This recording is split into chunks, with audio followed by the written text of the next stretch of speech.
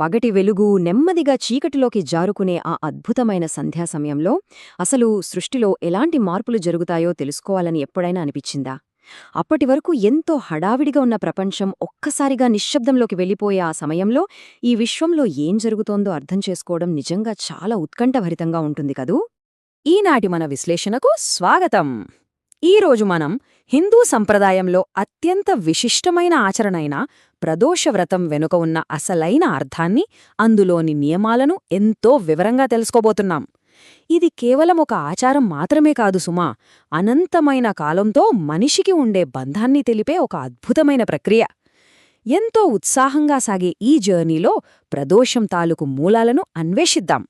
సరే, ఏమాత్రం ఆలస్యం చేయకుండా నేరుగా టాపిక్లోకి వెళ్ళిపోదాం.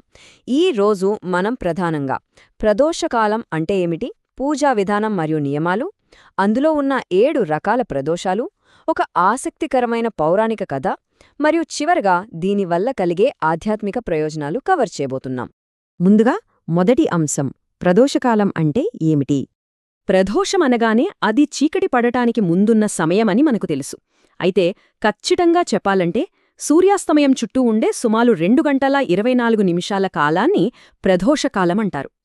పంచాంగం ప్రకారం చూస్తే ప్రతీ నెలా శుక్లపక్షం, అలాగే కృష్ణపక్షంలో వచ్చే 13వ రోజు అంటే త్రయోదశి తిథినాడు వచ్చే ఈ సంధ్యా సమయాన్ని చాలా పవిత్రమైనదిగా భావిస్తారు. ఇది పాపాలను హరించే అత్యంత శక్తివంతమైన సమయం. ఇది దేవుళ్లకు కాలానికి మధ్య ఉన్న సమతుల్యతను ఎంత అద్భుతంగా వివరిస్తుందో చూడండి. ఆధ్యాత్మిక ప్రవచనాల ప్రకారం పగటి భాగమంతా శ్రీమహావిష్ణువు ఆధీనంలో ఉంటుంది.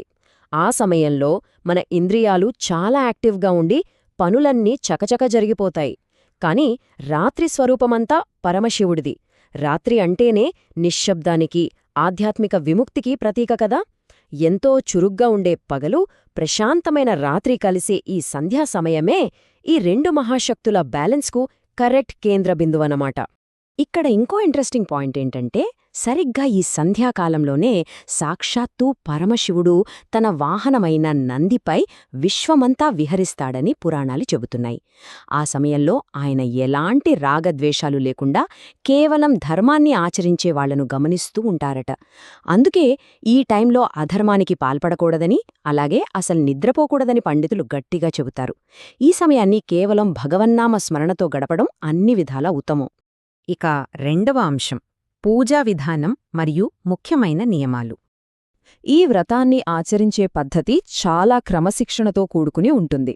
ఉదయాన్నే సూర్యోదయానికి ముందే నిద్రలేచి స్నానం చేసి ఇంటిని శుభ్రం చేసుకోవడంతో ఈ ప్రాసెస్ స్టార్ట్ అవుతుంది. ఆ తర్వాత రోజంతా నిష్ఠగా ఉపవాసముండటం ఇందులో చాలా ముఖ్యం.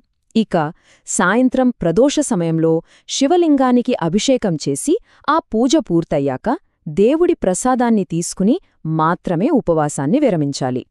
ఈ మొత్తం ప్రాసెస్ మన మనస్సును, శరీరాన్ని ఒకే తాటిపైకి తీసుకొస్తుంది. అలాగే ఈ పూజలో ఈశ్వరుడికి సమర్పించే వస్తువులకు చాలా ప్రాధాన్యత ఉంది. శివలింగ అభిషేకానికి తాజా పాలు, పెరుగు, తేనె లాంటి స్వచ్ఛమైన ద్రవ్యాలనే వాడతారు. స్వామికి అత్యంత ఇష్టమైన బిల్వపత్రాలను తప్పనిసరిగా సమర్పించాలి. ఇక అభిషేకం జరుగుతున్నంతసేపు ఓం నమః శివాయ అనే మంత్రాన్ని జపించడం చాలా మంచిది. పూజ తర్వాత శివాలయంలో అన్నదానం చేయడం లేదా ఆకుపచ్చని వస్త్రాలు దానం చేయడం వల్ల విశేషమైన ఆశీర్వాదం దొరుకుతుందని మూలాలు చెబుతున్నాయి. అయితే ఇక్కడ మనం గుర్తుంచుకోవాల్సిన ఒక అతి ముఖ్యమైన విషయం ఉంది. వ్రతంలో మనం ఏమి చెయ్యాలో తెలుసుకోవడం ఎంత ముఖ్యమో, ఏమి చెయ్యకూడదో తెలుసుకోవడం కూడా అంతే ముఖ్యం. ఉదాహరణకు, ఈ ప్రదోష సమయంలో ఏ కారణం చేతనైనా సరే నిద్రపోవడం పూర్తిగా నిషిద్ధం. పూజలో నలుపు రంగు బట్టలు వేసుకోకూడదు. మద్యం లేదా మాంసాహారం అస్సలు ముట్టకూడదు. శాస్త్రాల ప్రకారం శివలింగానికి తులసి ఆకులు, కుంకుమ మరియు కొబ్బరి నీళ్లు ఎట్టి పరిస్థితిలోనూ సమర్పించకూడదు. ఈ రూల్స్ అన్నీ వ్రతం పవిత్రతను కాపాడటానికి మాత్రమే. తదుపరి మూడవ అంశం, 7 రకాల ప్రదోషాలు. ఇక్కడ మనం గమనిస్తే ఒక ఆసక్తికరమైన విషయం అర్థమవుతోంది. త్రయోదశి ఏ రోజున వస్తోందో ఆ రోజును బట్టి ప్రదోషానికి ఒక ప్రత్యేకమైన పేరు, దానికి తగ్గట్టు ఒక నిర్దిష్టమైన ప్రయోజనముంటాయి.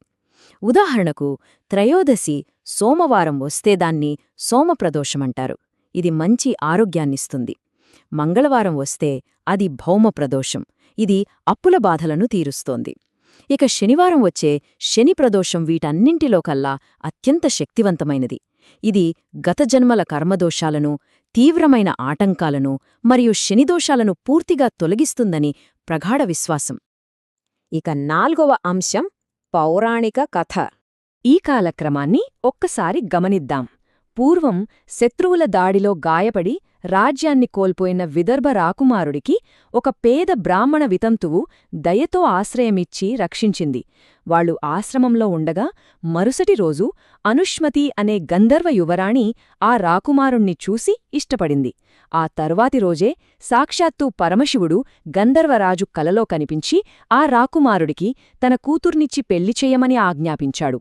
గంధర్వరాజు దానికి ఒప్పుకొని తన సైన్య సహాయంతో ఆ రాకుమారుడికి పోయిన రాజ్యాన్ని తిరిగిప్పించాడు. ఇదంతా వినడానికి ఒక సాధారణ కథలా అనిపించవచ్చు, కాని ఇక్కడ దాగి ఉన్న అసలు రహస్యం ఆ బ్రాహ్మణ వితంతువే. ఆమె ఎంతో నిష్ఠతో చేసిన ప్రదోష వ్రత ఫలితమే ఆ రాకుమారుడి జీవితాన్ని అలా మార్చేసింది. ఆమె కఠినమైన ఉపవాసాల ద్వారా కూడబెట్టిన ఆ ఆధ్యాత్మిక పుణ్యం ఆ కష్ట సమయంలో ఒక అదృశ్య దైవీక సహాయంగా మారి విధిర్రాతనే మార్చేసింది. ఎలాంటి స్వార్థం లేకుండా చేసే ప్రదోష ఆరాధనకు ఎంతటి పవరుంటుందో చెప్పడానికి ఈ కథ ఒక అద్భుతమైన ఉదాహరణ. ఇక మన 5వ మరియు చివరి అంశం ఆధ్యాత్మిక ప్రయోజనాలు. ప్రదోషవ్రతం అనగానే అది కేవలం ధనం లేదా సంతానంలాంటి లౌకికమైన కోరికలను తీర్చడానికి మాత్రమే పరిమితం కాదు. దీని ప్రతిఫలాలు జీవితాన్ని పూర్తిగా మార్చేస్తాయి. ఇది గత పాపాలను కడిగేస్తుంది, జాతకంలోని ప్రతికూల గ్రహదోషాలను, ముఖ్యంగా తీవ్రమైన శని ప్రభావాలను తగ్గిస్తుంది.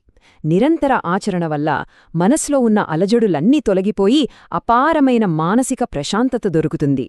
అన్నింటికంటే మించి మానవ జన్మ అంతిమ లక్ష్యమైన మోక్షాన్ని సైతం ఈ వ్రతం ప్రసాదిస్తుందని శాస్త్రాలు స్పష్టంగా చెబుతున్నాయి. అలాగే ఈ వ్రత ప్రక్రియ మొత్తాన్ని అత్యున్నత స్థాయికి తీసుకెళ్లేది మంత్రజపం. ప్రదోష సమయంలో ఎంతో ఏకాగ్రతతో ఓం నమః శివాయ అనే ఈ అద్భుతమైన మంత్రాన్నిగాని, మహామృత్యుంజయ మంత్రాన్నిగాని కనీసం 108 సార్లు జపించడం వల్ల మనస్సు పూర్తిగా కుదుటపడుతుంది. ఆ మంత్రం తాలూకు వైబ్రేషన్స్ మన ఆలోచనలను క్రమబద్ధీకరించి మనలోని ఆధ్యాత్మిక చైతన్యాన్ని బలంగా మేల్కొల్పుతాయి. ముగింపుగా ఒక్కసారి ఆలోచిద్దాం. ప్రదోషవ్రతం వెనుక ఎంతటి అద్భుతమైన విజ్ఞానముందో చూశాం కదా. ప్రతి సూర్యాస్తమయం కేవలం ఒక రోజు ముగింపు మాత్రమే కాదు, అది మన అంతరంగాన్ని శుద్ధి చేసుకునేందుకు దొరికే ఒక సువర్ణావకాశం. సంధ్యా సమయంలో కేవలం ఈ 2.5 గంటల సమయాన్ని కేటాయించడం ద్వారా జీవిత గమనాన్నే మార్చుకునే శక్తి లభిస్తోందంటే నిజంగా అద్భుతం కదూ. ఇకపై ప్రతి సంధ్యను కేవలం రాత్రికి నాందిగా కాకుండా ఒక కొత్త కోణంలో చూద్దాం. ఈ విశ్లేషణలో మాతో పాటు ఉత్సాహంగా సాగినందుకు ధన్యవాదాలు. మరెన్నో ఆసక్తికరమైన అంశాలతో మళ్ళీ కలుద్దాం. ఈ విశేషాలను మరికొందరు భక్తులకు చేరవేసేలా ఈ వీడియోను షేర్ చేయండి. ఇలాంటి లోతైన ఆధ్యాత్మిక విషయాల కోసం మా ఛానల్ను సబ్స్క్రైబ్ చేసుకోండి.